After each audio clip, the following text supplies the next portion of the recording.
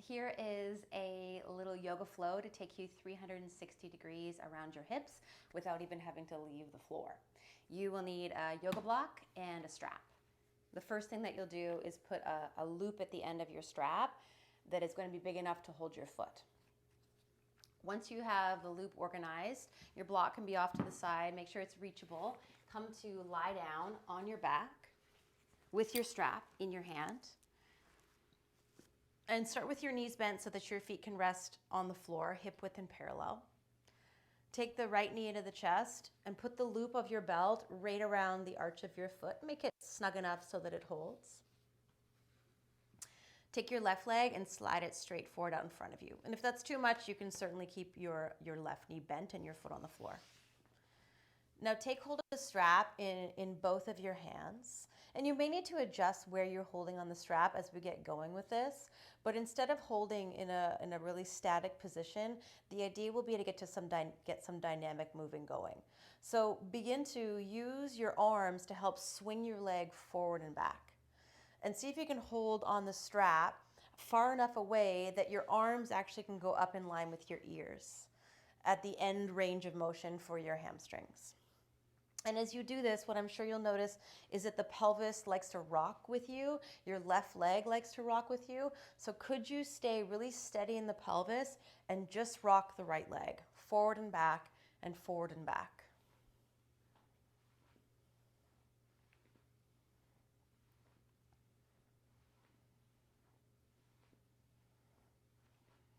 And then pause when the leg is about 90 degrees up in the air again. Take hold of the strap in your right hand and feed the strap underneath the right side of your neck. Tuck it under, lift your head enough to do that, and grab the strap in your left hand. And then take your left arm straight out to the left. And that's only going to be possible for those of you who have a strap that's long enough, and for certainly in my case, a leg that's short enough. So if the proportions don't quite match, you certainly can have your left arm bent. But do hold the strap with some amount of tension so your leg feels very fixed in place. And pull with your left hand on the strap out to the left. Now think of your whole body as the car and your right leg is the windshield wiper. So as you start to take the right leg out to the right, the whole car doesn't move with it. The leg just goes, and then the leg comes back to center, and it's going to cross the midline just a little bit. And then you'll play again with this range of going out to the right and back a little bit across center. So some dynamic movement to lubricate the hip joint, side to side, the windshield wiper moving, but the rest of you staying really steady, super duper steady. So leg bone moving, pelvis pretty close to being fixed in place. And of course, there's certainly going to be some movement, but as much as you can, steady the rest of the body, only moving the right leg. And then pause again when the leg is about 90 degrees up. Take the strap out from behind your neck. It's going to go the other way now. So take it in your left hand under the left side of your neck, feed it under, grab with your right hand, and then the right arm goes straight out to the right this time. This one will hold it in a static position. So make sure there's tension in the belt as you pull the strap in your right hand out to the right, and begin to take the right leg across the center. Let's actually tip the whole body over, come onto the outer edge of the left foot and hold it there. And take your left hand and place it on the top of your right thigh and just push the outer right hip forward in front of you. And we'll come back to this shape in a dynamic way momentarily, but for now, just hold it in a static position. If it feels like the foot is too, or if it's too much, you can put a block underneath the right foot or even the right shin or knee.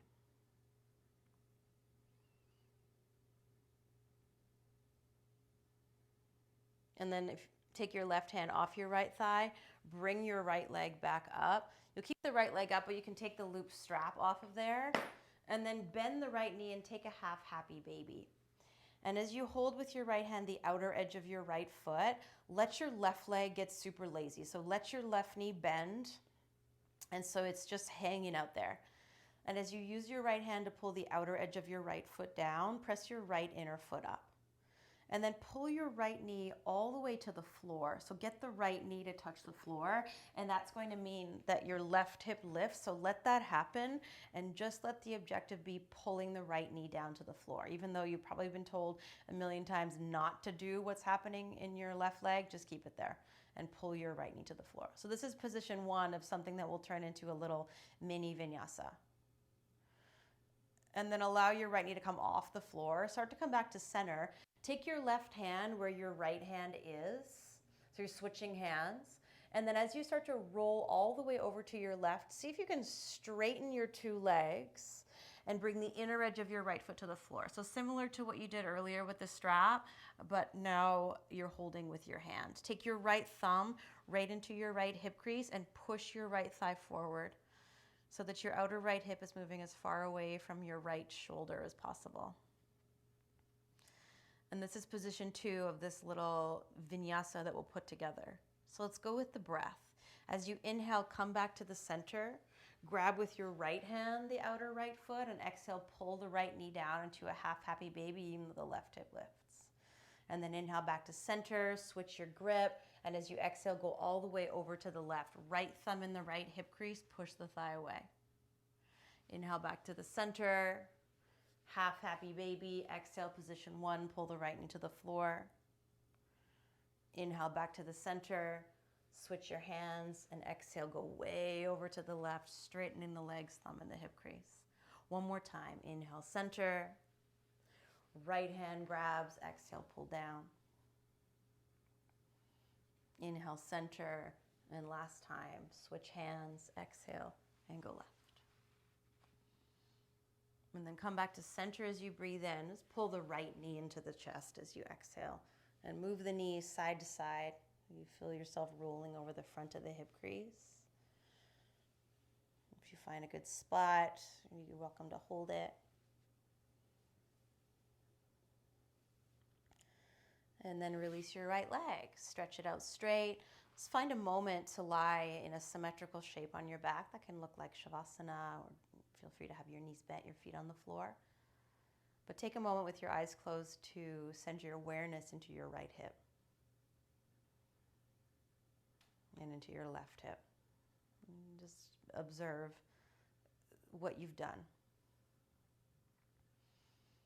Then bend your knees and land your feet on the floor. Find your strap and take the loop around your left foot. As your left leg goes straight up to the ceiling, your right leg extends out in front of you. If you did on the first side, you can bend your right knee for sure. Take your two hands and hold the strap. If you can remember which hand was on top, switch. So just do it the way that feels less natural for you. And then with the body pretty steady, start to rock the left leg forward and back. And try not to control too much with the leg. Just let it be pretty passive. Kind of got my strap flopping around my head. So if you want to hold it in both hands, you're welcome to do that. Sorry, I mean hold more of the strap so it's not flopping around your face. Just do that. So rock the leg. You'll find the end range of your hamstring flexibility as your arms go back close to being in line with your ears. And see if you can do that without rocking the pelvis too much. And of course, there's going to be movement, but keep the right leg strong, steady, pelvis as steady as you can as you rock. A couple more. Then pause with the leg at 90 and grab the strap in your left hand. Take it under the left side of your neck. Feed it under so the right hand can grab it. And take your right arm with the length of the strap and your legs aligned. So you can take your right arm straight out to the right and have tension in the belt. Remember to keep the body, the car of the body really steady as the windshield wipering happens of the left leg. And what the strap is doing as the leg goes out to the left is stopping you from going too far. So have tension in the belt as the left leg windshield wipers side to side. Keep the right leg strong without over-efforting. Imagine if we could do this at the wall, which I mean you certainly could next time you do this. You could plug your right foot firmly into the wall and that'll help to steady the rest of the body.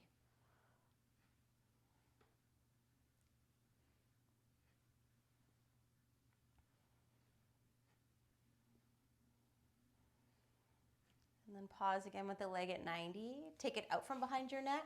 Switch hands so the right hand holds it, takes it under the right side of the neck, feeds it under to the left, and then your left arm goes straight out to the left. This one, remember, is not dynamic. We'll hold it. So as you tip the left leg over to the right, allow the right toes to turn as well. You can take the right hand to the outside or the top of the left thigh and push away, creating more space between the left shoulder and the left hip. Again, you can have a prop underneath your left leg if this feels too deep.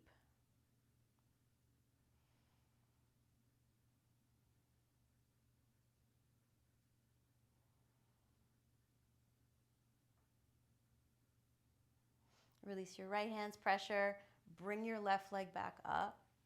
Take the strap off of the foot, out from behind the head. Half happy baby with your left hand. Grab the outside edge of your left foot. Remember, let your right leg get lazy, even if you're used to engaging it. It's a bit of a different variation. So use your hand on the outer foot to pull down and press the inner foot up. And see if you can stack the left heel right on top of the left knee. Then pull down so much that your left knee touches the floor, even though your right knee bends, even though your right hip lifts. Remember, this is position one. It's half happy baby variation, position one. And then as you bring your hips back to center, switch hands. And with your right hand, grab the outside of your left foot. And as you roll all the way over to the right, you might straighten both of your legs and put your left thumb in the left hip crease and push away and make more space between left hip and left shoulder. So here is position two. This becomes a little vinyasa when we connect these postures with the breath. So use your inhale to come back to center and take half happy baby, pull your left knee to the floor and exhale. Back to the center as you breathe in. Right hand grabs the foot, exhale, roll to the right, straighten the legs, thumb in the hip crease. Inhale, center, left hand grabs, exhale, half happy baby, knee to the floor. Inhale the middle, switch, exhale, go right. One more each way. Inhale, center, exhale, knee to the floor. Inhale the middle, switch, exhale, go right. Back to the center as you breathe in. Grab the front of the shin as you exhale, pull the knee into the chest. And same thing, move the knee around side to side.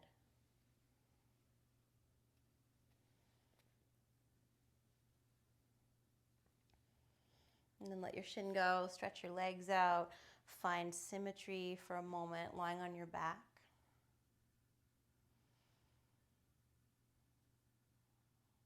And to get into the front of the hip while still staying on the back, we need to elevate the pelvis. So this is where you'll need your block.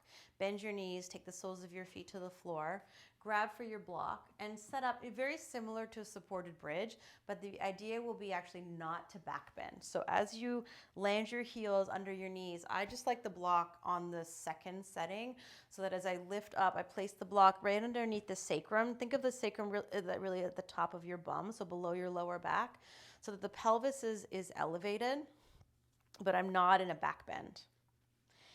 Now there's a couple different options. We'll start first to get into the front of the right hip crease. So I'll show you the first one, the simpler one, is to take the right leg straight out in front of you and dig the right heel into the floor. Flex the ankle and point the toes up. And you can stay with that, or you can lift the left knee and even grab gently the front of the left shin, top of the shin near the knee. So that's the first option. And if the second one doesn't work for you, you can certainly come back to this. If you want to try the second one, land your left foot, rebend your right knee. It'll help you to back bend to get in. So lift your right foot just a little bit. Think about dancer's pose. Back bend enough that you can take your right hand and grab the front of your ankle and pull your foot back. I prefer actually to do tucked toes when I do this, but if you want to do a pointed foot like Virasana, you can. But I prefer tucked toes. I get in a little deeper to the front of the right thigh. And then take the hands onto the hips and see if you can even them out as much as possible. The right hip will have a tendency to drop, so can you lift the right hip up just a little bit? The right knee will also tend to wing way out to the right, so can you point the right knee straight ahead? And you did back bend to get in there, but could you now think about the opposite? Think of a posterior tilt of tucking the tailbone forward and up towards the back of your knees and heavying the pelvis on the block. Soften the shoulders on the floor. There's no need to lift the chest up. Again, not a back bend. Just do this as a thigh stretch.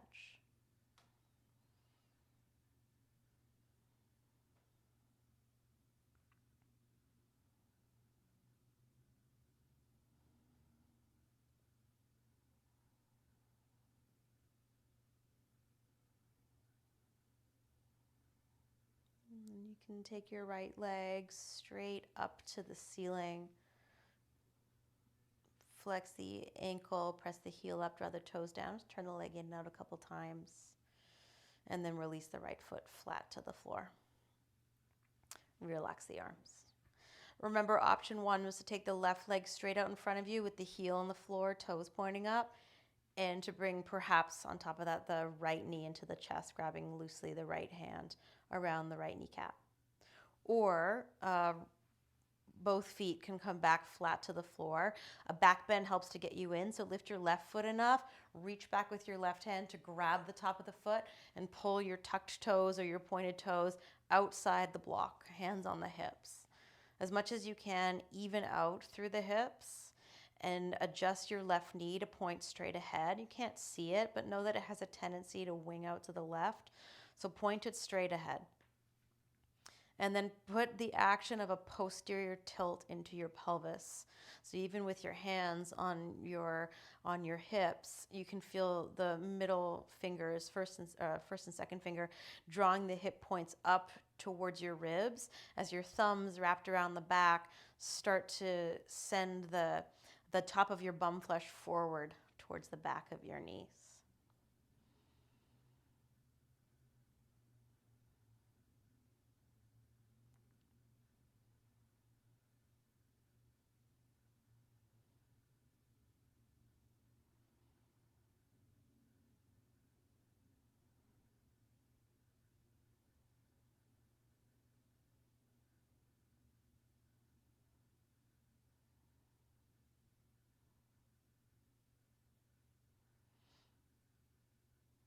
And release that. Take your left leg straight up to the ceiling. Open the back of the knee fully. Flex the ankle. Turn the leg in and out.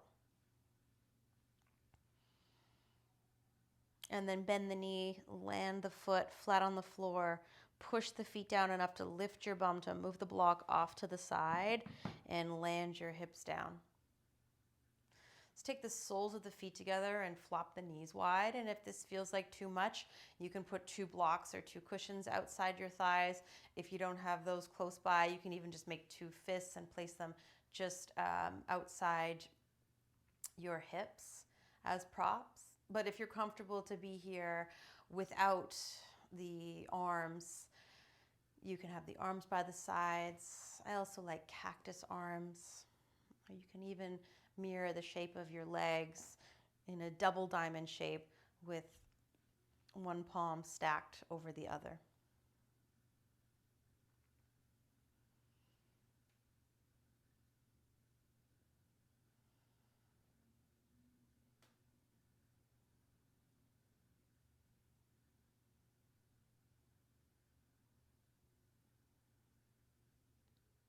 And you're welcome to stay here and do some more deep breathing, resting, relaxing. When you are ready to come out, slip your arms back down by your legs and use your hands to help your knees together. Bring your knees into your chest, give them both a little bit of a squeeze. Take your right arm in line with your ear, roll over onto your right side, use your arm as a pillow for your hand, or for your head, I mean. And then help yourself up using your left hand back up to a seat. And have a beautiful day. Namaste.